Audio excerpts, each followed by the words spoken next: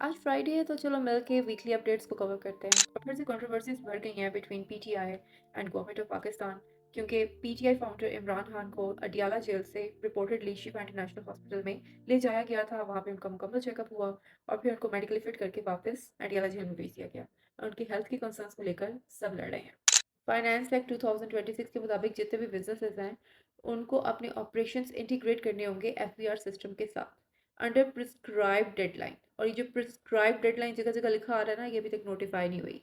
और अगर आप ये नहीं करते हैं तो फिर आपको फाइन्स और पेनल्टीज पड़ेंगी और इन्फोर्समेंट एक्शन भी आपके खिलाफ लिया जा सकता है। इन्फोर्समेंट एक्शन में आपके प्रेमिसेस को सील किया जा सकता है और फाइन्स में मतलब ऐसे करेंगे कि पहली पेनल्टी आप पे 10 मिलियन की लगा देंगे। और अगर आप कॉन्टिन्यूशन में रहते हैं और आप कोई रिस्पॉन्स नहीं देते तो फिर ये 50 मिलियन तक जा सकती है। और इसके अलावा सुनने में आया है कि Pakistan expensive spot LNG cargo से बचने के लिए कतर से एक और कार्गो लेने की ट्राई करने लगा है, जो कि 25 से 26 अगस्त तक एक्सपेक्टेड है कि आ जाएगा। और इसके अलावा रिफाइनरीज का अपग्रेड चल रहा है, मतलब फाइनल स्टेजेस में है, क्योंकि मैं सुन रही थी पेट्रोलियम मिनिस्टर अनाउंस कर रहे हैं कि within 7 to 10 days new agreement sign होंगे। अब उसके अकॉर्डिंगली क्या हो जाएगा, आपका लोकल प्रोडक्शन का प्रोसेस स्पीड अप हो जाएगा और ये जो डीजल की प्राइसेस कम हुई है ना, ये मजीद कम हो सकती हैं इससे। इंटरनेशनली 3 अपडेट्स के ऊपर फोकस हो रहा है, यूएस ईरान रिलेशंस के ऊपर, यूक्रेन रशिया रिलेशंस के ऊपर, और तीसरा इसराइल के वेस्ट बैंक के E1 एरिया में न्यू हाउसिंग यूनिट्स के प्लान के ऊपर क्रिटिसिज्म हो रहा है। वन बाय वन इसको देखते हैं। और यूएस ईरान क्राइसिस को अगर आप इस वीक में देखें तो उसमें 2 ऑब्जर्वेशंस काउंट हो रही हैं। पहली ये कि ऑयल सप्लाई दोबारा से डिस्टर्ब हो गई है और ब्रेंट ऑयल $93 पर बैरल हो गया दोबारा से। स्ट्रेट ऑफ हॉर्मज़ की शिप ट्रैफिक भी कम हो गई है।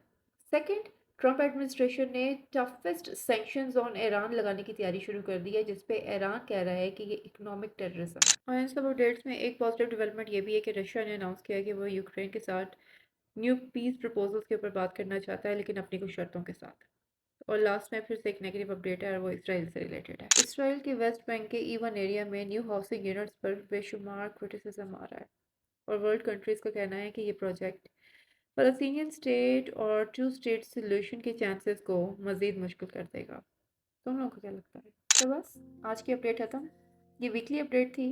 मैंने लास्ट वीडियोस में बताया था ना कि मैं फ्राइडे के फ्राइडे वीकली अपडेट दिया करूँगी, मतलब पूरे वीक की जो मेजर अपडेट्स होंगी ना उसको इकट्ठा करके उसकी समरी बता दूँगी, ताकि तुम लोगों को एक पूरा रिव्यू मिल जाए पूरे वीक का।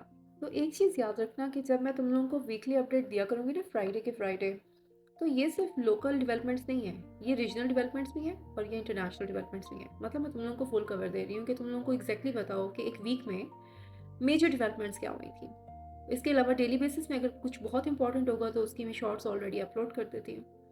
और अगर कुछ ऐसा होगा जिसमें मुझे लगेगा कि तुम लोगों को एक बेसिक अंडरस्टैंडिंग होनी चाहिए या उसकी कोई डिटेल्ड इन्फॉर्मेशन थोड़ी बहुत तुम लोगों के पास होनी चाहिए, तो उसकी मैं लॉन्ग वीडियो अपलोड कर दिया करूँगी।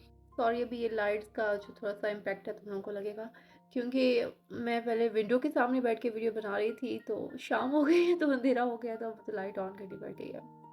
हाँ, मुझे एक रिक्वेस्ट करनी थी।